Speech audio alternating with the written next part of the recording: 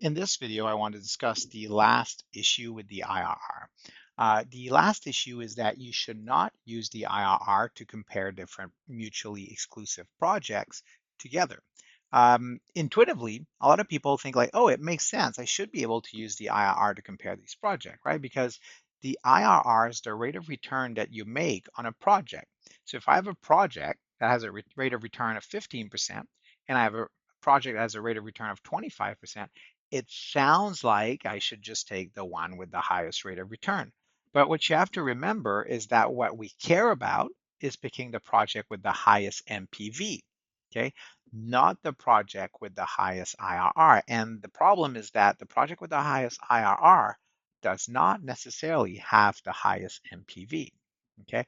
I have an example to showcase this. I think you should try to do this question by yourself. I will not do it.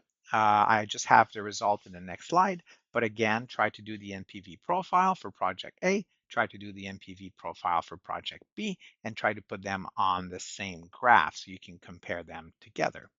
I have it done here, right? I have the NPV profile for project A in kind of rust color, and I have the NPV profile for project B in the green colors here, okay? If we look at this, I drew the IRR for both projects here. Project A seems to have a higher internal rate of return than project B, okay? Uh, that's what it's saying just here, okay? But, and this is what's important, suppose that the firm's cost of capital is actually 7.5%. So the firm's cost of capital is right here. Which project gives the firm the highest net present value?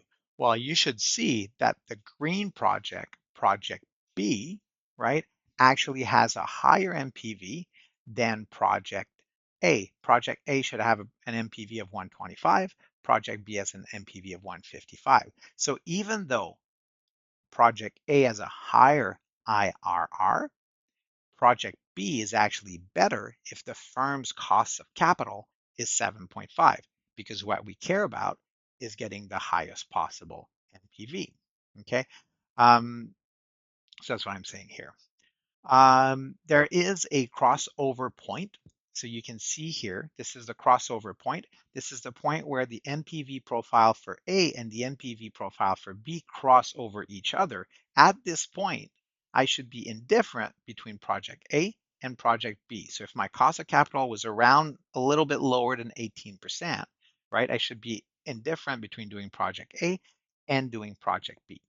For any points that are below this crossover point, that are to the left of that crossover point, while the NPV of project B is greater than the NPV of project A, so I should choose project B.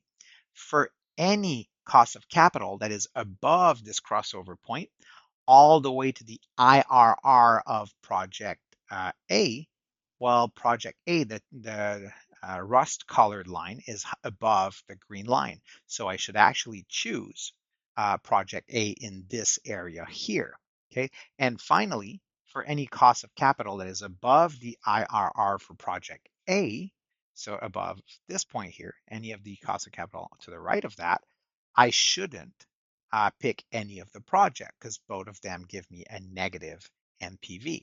Okay, so hopefully this helps you understand why we can't use the IRR to compare projects.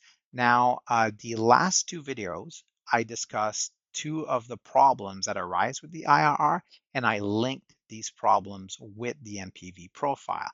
For your exam, you need to make sure that you can answer open-ended question, right? Discussion question, multiple choice question, so on and so forth, that relates to this material.